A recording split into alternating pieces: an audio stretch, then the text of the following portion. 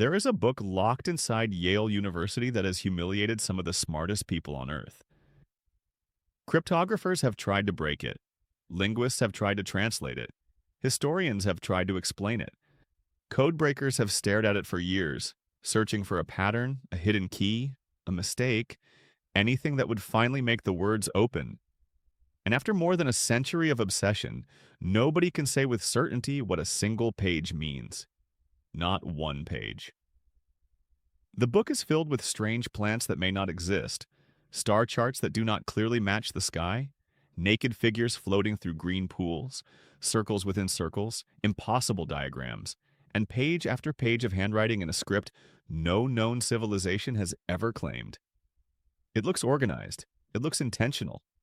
It looks like it is trying to tell us something, but every time someone gets close, the meaning slips away. This is the Voynich Manuscript, a roughly 600-year-old book that may be a lost medical text, an unbroken code, a forgotten language, or one of the most elaborate frauds in history. And the most disturbing possibility is this. Maybe the answer has been sitting in front of us the entire time. We just do not know how to see it. Today we are going inside the mystery of the Voynich Manuscript. Not just what it is, but why it has survived every attempt to explain it. And why this strange little book may be one of the most dangerous kinds of mysteries, one that looks like it should be solvable, but refuses to be solved. The Voynich Manuscript is not impressive because it is huge. It is not some giant ancient monument buried under sand. It is not a lost city. It is not a tomb full of gold. It is just a book.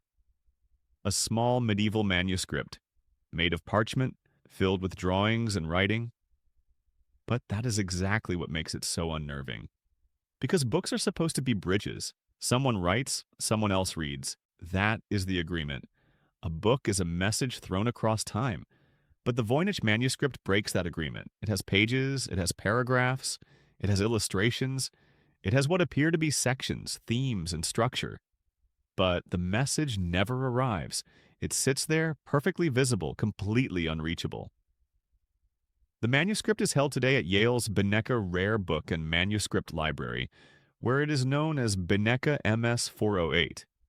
Its contents remain undeciphered. Its history is filled with gaps, disputed claims, and unanswered questions. The book takes its modern name from Wilfrid Voynich, a rare book dealer who acquired it in 1912. From that moment, the manuscript entered the modern world like a buried object dragged into the light. But the book itself is much older. Scientific testing of the parchment places it in the early 15th century.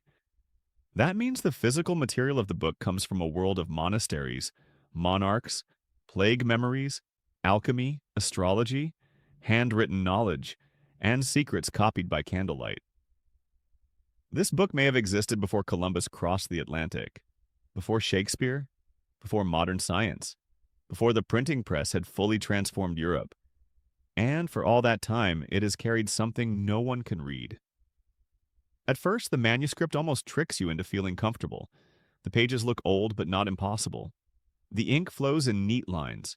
The drawings are strange, but many of them seem to belong to recognizable categories. Plants, stars, bodies, jars, diagrams. It does not look like chaos. That is the problem. Chaos would be easier. If the book were just a mess of symbols thrown randomly onto a page, we could dismiss it. We could call it meaningless, a prank, a madman's notebook, a collector's curiosity. But the Voynich manuscript does not feel random. The text moves from left to right. The symbols repeat. Certain words appear again and again. Some sections seem to have their own vocabulary. The writing has rhythm. It has structure. It has the cruel confidence of something that knows exactly what it is saying. And that is why it has haunted people for so long. Because the manuscript does not feel like nonsense. It feels like a locked room. The first major section appears to be botanical. Page after page shows strange plants, many drawn with large roots, curling leaves, odd flowers, and impossible combinations of features. At first, your brain tries to solve them. Maybe this one is a sunflower. Maybe that one is a water lily. Maybe this root belongs to some medieval herb. But the longer you look, the more wrong they become. The leaves do not match the flowers. The roots do not match the stems. The plants look familiar in pieces, but not as wholes. It is as if someone took nature apart and rebuilt it from memory, or from a dream, or from somewhere else entirely. Some researchers have tried to identify the plants. That sounds like it should be simple. Medieval herbals existed.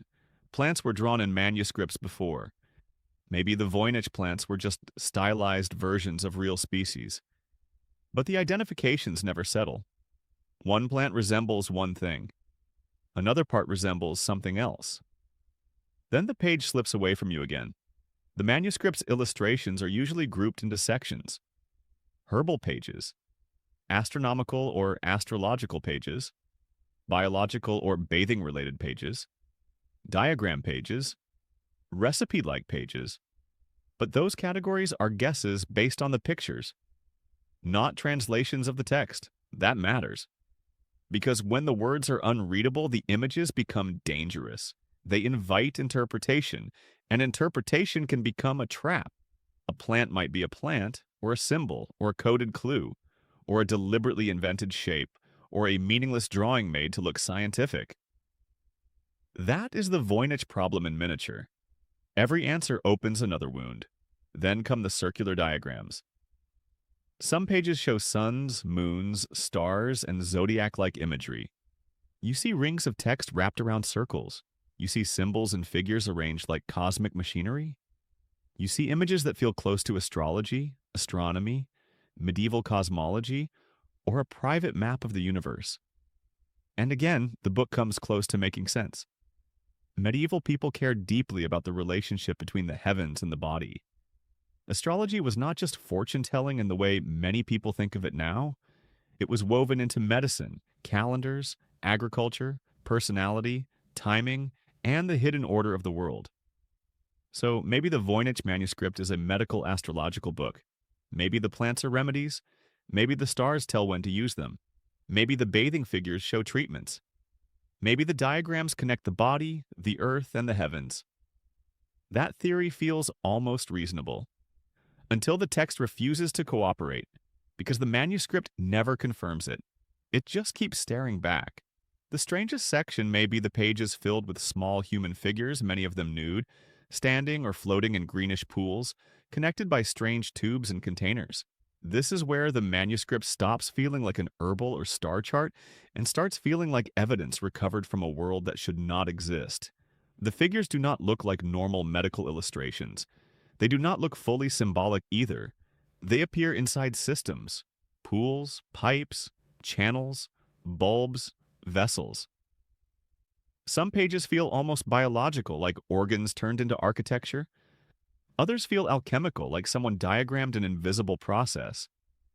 And because the writing cannot be read, every viewer is forced into the same uncomfortable role. You are looking at something that clearly meant something to someone, but you are standing outside the door. Imagine holding a medical textbook where every label has been replaced with symbols from an unknown civilization. You could see the diagrams. You could guess at the purpose. You might even convince yourself you understand. But you would never know if you were right. That is the Voynich Manuscript. It constantly offers the shape of knowledge while denying the knowledge itself. And this raises the central question: who made this? Someone had to prepare the parchment. Someone had to write the text.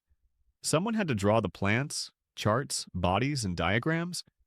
Someone had to organize the pages into sections.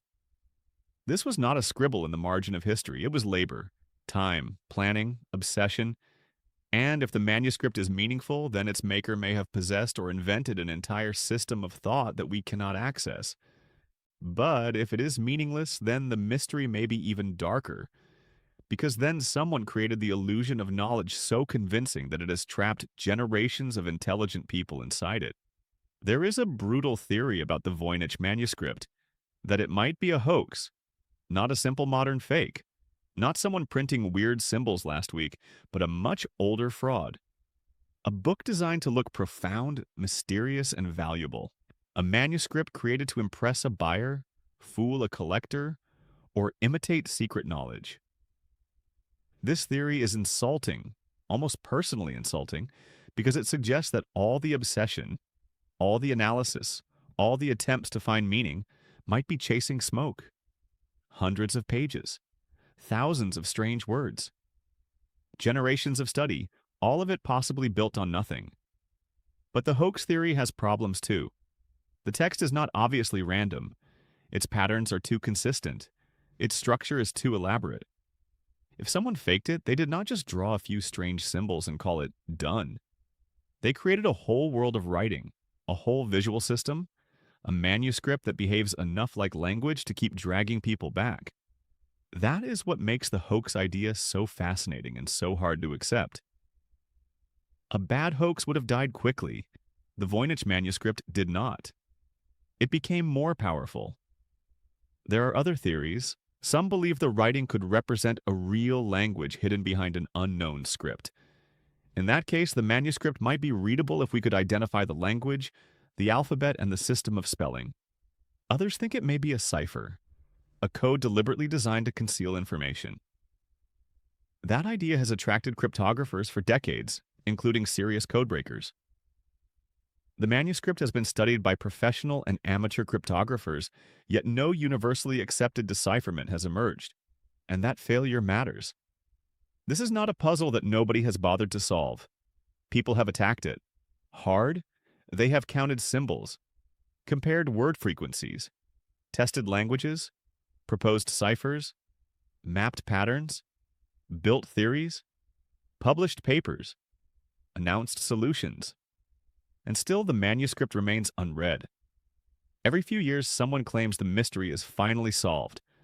A language has been found, a code has been broken, the plants have been identified, the author has been exposed, the headlines flare up, and then the solution collapses under scrutiny or fails to convince the broader field. The Voynich Manuscript has become a graveyard of confident answers. That might be the most important thing to understand. The mystery is not just that nobody knows. The mystery is that so many people have thought they knew, and the book survived all of them. One reason it survives is that it sits at the intersection of too many possibilities. If it were only an unknown language, linguists might eventually corner it. If it were only a cipher, cryptographers might break it. If it were only an herbal, botanists and historians might identify it. If it were only a hoax, statisticians might expose it. But it is all of these things at once. Or appears to be. A book, a code, a language, a medical text, a botanical guide, an astrological system, a possible fake, a possible masterpiece, a possible joke, a possible message, and each possibility protects the others. When one theory fails, another rises. When one door closes, the manuscript offers another hallway. It does not just refuse answers, it multiplies them. The manuscript's known history only deepens the fog. There are claims and traces connecting it to earlier European collectors and intellectual circles. One famous thread involves a 17th century letter and the claim that the manuscript had once been associated with Emperor Rudolph II. Some believed it might have been connected to Roger Bacon.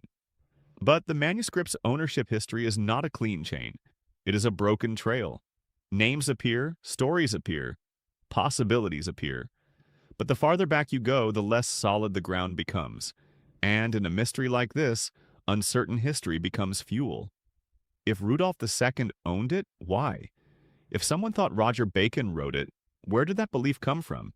If scholars and collectors passed it around, did any of them understand it? Was the manuscript already mysterious when they found it? Or did it become mysterious only after its meaning was forgotten? One of the most haunting possibilities is that the Voynich Manuscript was once perfectly understandable. Maybe it was never meant to be impossible. Maybe the people who made it knew exactly what it said. Maybe the symbols were obvious to a small community, a private circle, a family, a workshop, or a single reader. Then time passed. The key disappeared. The people died. The context vanished. And the book became a locked room because the world that could open it no longer exists. That possibility feels almost tragic. Not supernatural, not sinister, just human. A message survived, but the ability to read it did not. History is full of lost context. We often imagine the past as a library waiting to be opened, but the truth is harsher. Most of the past is gone. Languages die, documents burn, traditions break, names are forgotten, meanings shift, and sometimes an object survives after everything that made it understandable has vanished.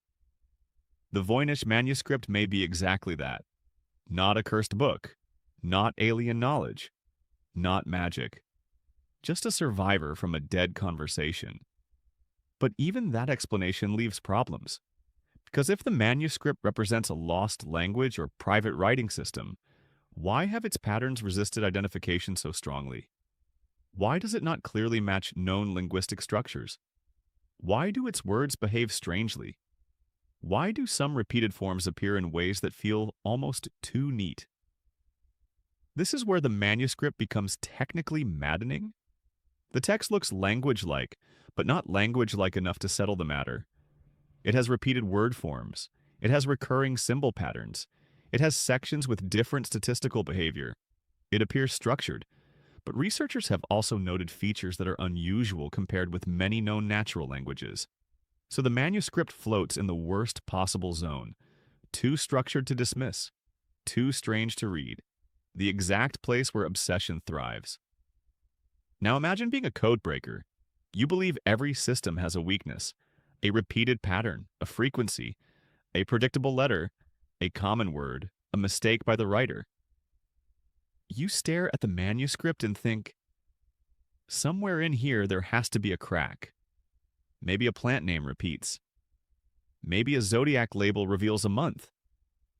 Maybe a short word means and or the. Maybe the same symbol always marks a grammatical ending.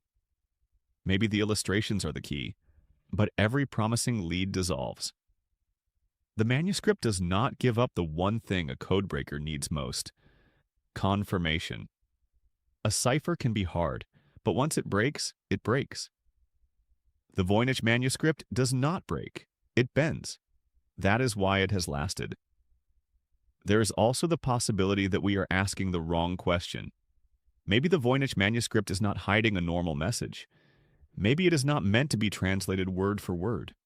Maybe the writing is a mnemonic system, a ritual notation, a private indexing method, or a symbolic script tied to images in a way we no longer understand. Modern viewers often assume every book is meant to be read like a modern book, beginning to end, sentence by sentence. But medieval manuscripts could be complex objects.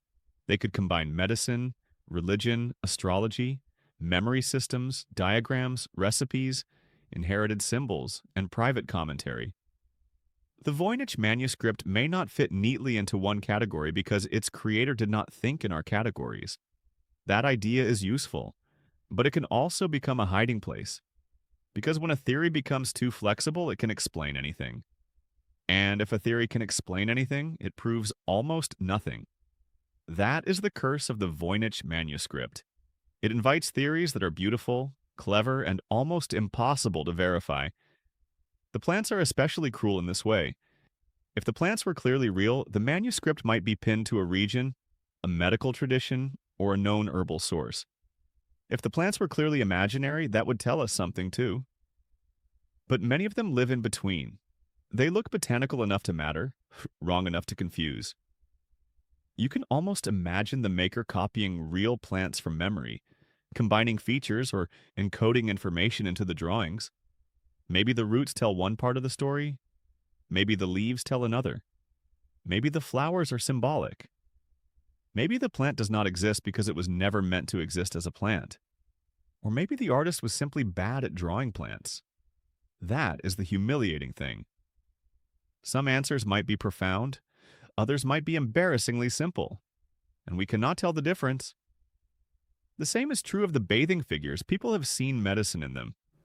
Women's health, alchemy, balneology, the study of baths, internal anatomy, cosmology, a symbolic map of fluids and forces, or just strange illustrations whose original meaning is lost.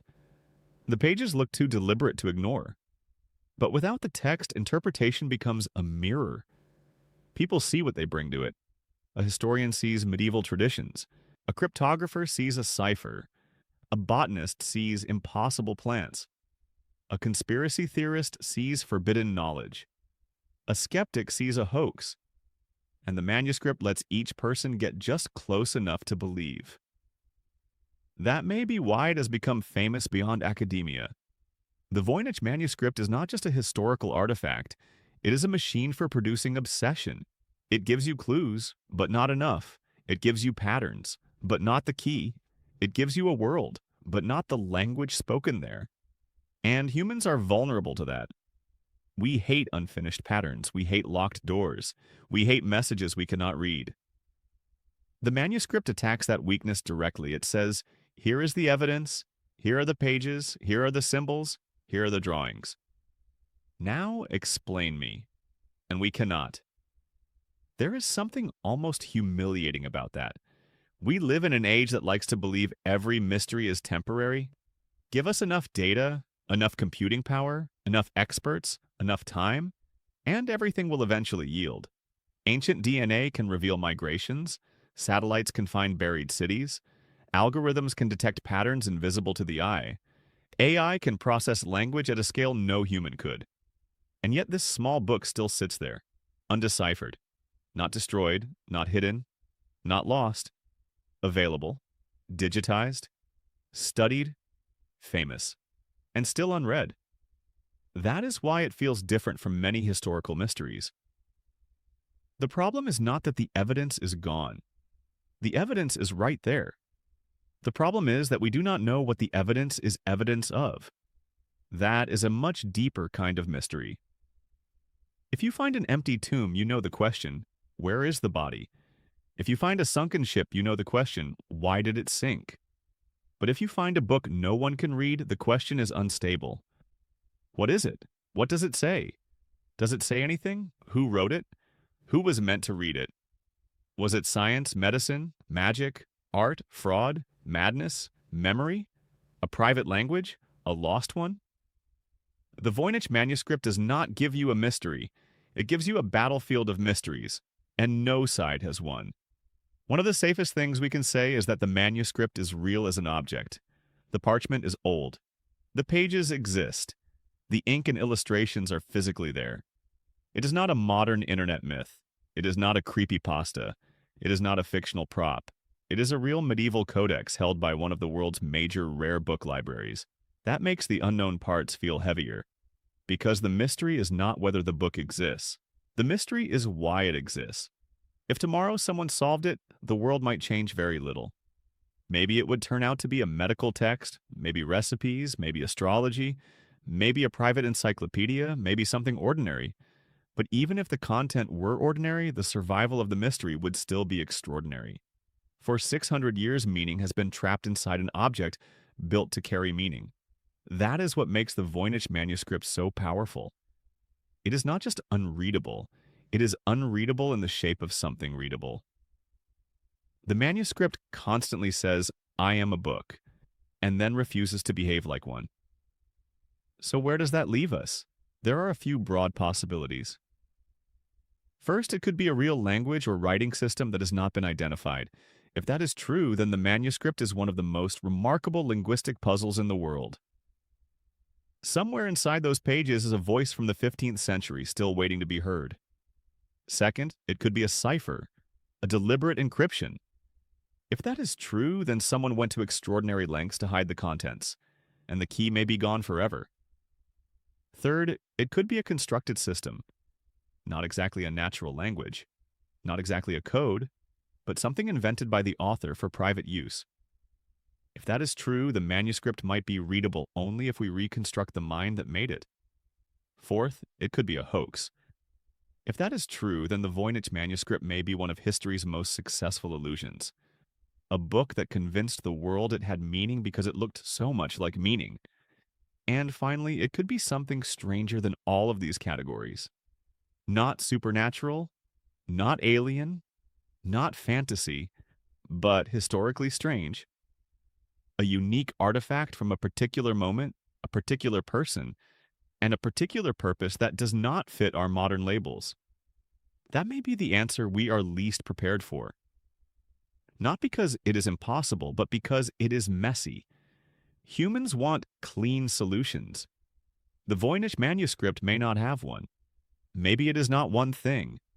Maybe it is a medical text written in a private script. Maybe it combines real herbal traditions with symbolic plants. Maybe it includes astrology, medicine, memory, and personal invention. Maybe some pages are meaningful and others are filler. Maybe the reason no theory explains everything is because there is no single theory that can. But that still leaves the final problem. Even if we accept complexity, the words remain unread. The symbols are still silent. The plants still grow in no known garden. The women still float through impossible pools. The circles still turn around unknown centers. The book still waits. And that is the image that stays with you. A manuscript made by human hands, touched by people who are long dead, carried through centuries, passed between owners, stored in collections, studied under modern light, scanned, analyzed, measured, photographed, argued over. And still, after all of that, it keeps its secret. There is something terrifying about a mystery that survives attention. Most secrets weaken when people look closely. The Voynich manuscript seems to grow stronger. Every generation brings better tools. Every generation brings new confidence. And every generation ends up standing in the same place. In front of the page, looking at the words, unable to read them. Maybe one day someone will find the key. Maybe a pattern will finally break open. Maybe a forgotten document will surface in an archive. Maybe a computer model will identify a structure everyone missed. Maybe the manuscript will suddenly become not a mystery but a text, and if that day comes, it will be extraordinary. But there is another possibility. The possibility nobody likes. Maybe the key is gone. Maybe it was never written down. Maybe the only person who understood the book died 600 years ago. Maybe the manuscript is not waiting to be solved.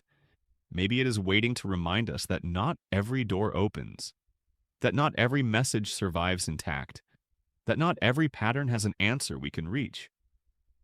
After more than 600 years, the Voynich manuscript is still there. A book full of words nobody can read. A library of plants that may not exist. A sky that may not map to ours. A body of symbols that behaves like language and yet escapes language. It is one of the rare objects in history that feels like it is looking back. Not because it is cursed, not because it is magical, but because it exposes something uncomfortable about us. We cannot stand not knowing, and the Voynich manuscript has made not knowing its entire legacy. So the next time someone tells you every mystery eventually gets solved, remember this book. Remember the pages. Remember the symbols. Remember the strange plants and the green pools and the circles of stars.